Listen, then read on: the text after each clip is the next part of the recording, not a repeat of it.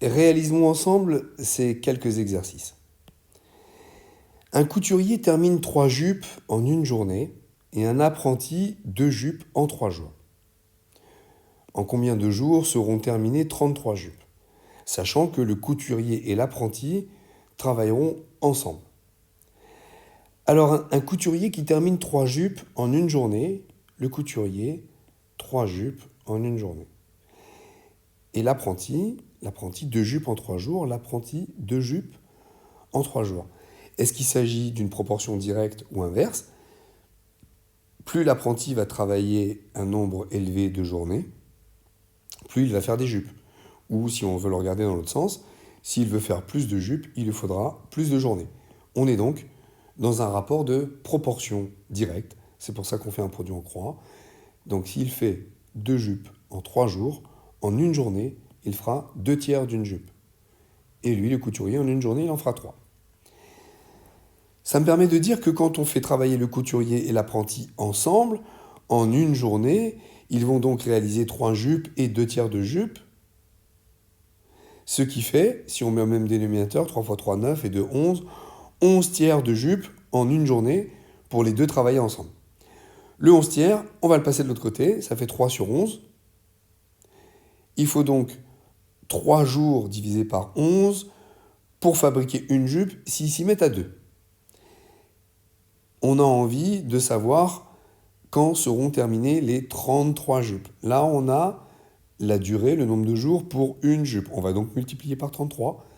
Je multiplie 3 onzièmes par 33 pour 33 jupes, donc pour 33 jupes.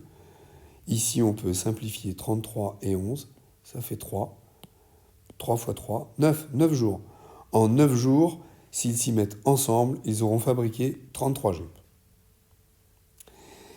Dans une piscine de 1000 m3, ils versent 3 robinets différents d'eau de proportion 2, 3 et 5. Alors là, on n'a pas dit proportion directe ou proportion inverse.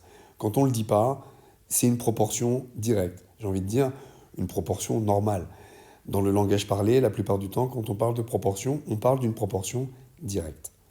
Donc pour écrire ça, proportion directe, eh bien si 3 robinets A, B et C, si A est en proportion avec 2, on va dire A sur 2 égale B sur 3 égale C sur 5 égale le coefficient de proportionnalité. On l'a vu déjà souvent, si A sur 2 égale K, je multiplie 2 par K, A égale 2K. B sur 3 égale K, B égale 3K, et ici, C égale 5K. Les 3 robinets, ensemble, vont verser 1000 m3. Donc A plus B plus C, ce sera 1000. On a vu la proportion de A, ce sera 2K. B, 3K et C, 5K. Donc on a 10K égale 1000. K égale 100. On nous parle du robinet qui coule le plus. Quel est celui qui coule le plus? Est-ce que c'est 2 fois le même nombre, 3 fois le même nombre ou 5 fois ce même nombre? C'est 5 fois ce même nombre. C'est lui le robinet qui coule le plus. 5 fois K, 5 fois 100, 500 litres. En fait, à lui tout seul, il va verser la moitié de la piscine. Calculer la moyenne géométrique. Ah, ça y est, on attaque les moyennes. La moyenne géométrique de 2 moins racine de 3 et 2 plus racine de 3 et 8. On a donc une moyenne géométrique à calculer sur 3 éléments. Une moyenne géométrique sur 3 éléments, c'est la racine cubique. Et à l'intérieur de la racine, on fait le produit de ces 3 éléments qui nous ont été donnés ici. 2 moins racine de 3 et 2 plus racine de 3, vous devriez reconnaître l'identité remarquable A moins B facteur de A plus B, c'est A au carré moins B au carré. Une fois qu'on a reconnu ça, 2 moins 3, 2 plus 3, c'est donc 2 au carré, 4, moins racine de 3 au carré, moins 3. 4 moins 3, ça fait 1. 1 fois 8, ça fait 8. Racine cubique de 8, c'est 2. Voilà, on a calculé la moyenne géométrique de ces 3 éléments. Ici, sachant que la moyenne géométrique de x et y, elle est égale à 2. La moyenne géométrique de x et z, c'est 1. Et la moyenne géométrique de y et z, c'est racine de 2. On va nous demander de calculer la moyenne géométrique des 3 éléments pris ensemble. D'abord, La moyenne géométrique de x et y est égale à 2. Ça se traduit comment? Eh bien, la moyenne géométrique de x et y, c'est la racine carrée de x fois y, et c'est égal à 2. La moyenne géométrique de x et z, de la même façon, c'est la racine de x fois z, et on nous dit qu'ici, c'est égal à 1, d'accord, est égal à 1.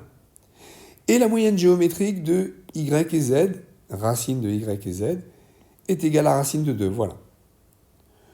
Donc les termes peuvent paraître bien compliqués, mais finalement, ça s'écrit d'une manière assez simple. Nous, on va nous demander de calculer la moyenne géométrique de x, y et z. On va se rendre compte que, possédant ces éléments, si on les multiplie ensemble, on peut tout mettre donc sous une même racine carrée, x fois y fois x fois z fois y fois z. En fait, on a x fois x, y fois y, z fois z. On a donc le produit x, y, z qui est au carré et sous la racine. Et c'est égal à quoi? C'est égal à 2 fois 1 fois racine de 2. Donc je vais peut-être aller un peu vite. On a pris ces trois éléments pour les multiplier ensemble, ici. Et c'est égal à ça, multiplié par ça, ici. 2 racine de 2. Ok. 2 racine de 2, 2 au carré, à l'intérieur ça devient 4, 2 fois 4, 8. Racine de 8, c'est la même chose que 2 racine de 2. Je l'ai écrit sous une même racine parce qu'ici on a une racine aussi. Donc on va pouvoir éliminer la racine à gauche et à droite, puisque là on a un carré, racine carrée, avec un carré. Donc c'est x, y, z. Et ici, j'enlève la racine en mettant 1 demi, c'est la même chose. Racine de 8, c'est 8 puissance 1 demi. Je fais ça pourquoi? Parce que la moyenne géométrique de x, y, z, c'est la racine cubique de x, y, z. Maintenant, je sais remplacer x, y, z, le produit, je sais le remplacer par 8 puissance 1 demi. Donc je mets ici 8 puissance 1 demi. La racine cubique, c'est la puissance 1 tiers. 8 puissance 1 demi puissance 1 tiers, c'est 8 puissance 1 sixième. 1 demi fois 1 tiers, 2 fois 3, 1 sixième. 8 c'est quoi? C'est 2 au cube. Alors 8 puissance 1 sixième, c'est 2 au cube puissance 1 sixième. 3 fois 1 sixième, ça fait 3 sixièmes. 3 sur 6, ça fait 1 sur 2. 2 puissance 1 demi, qu'est-ce que c'est? C'est racine carrée de 2. Voilà, on a calculé la moyenne géométrique de x, y et z. Bien, on se retrouve pour encore une vidéo, la prochaine, pour quelques exercices.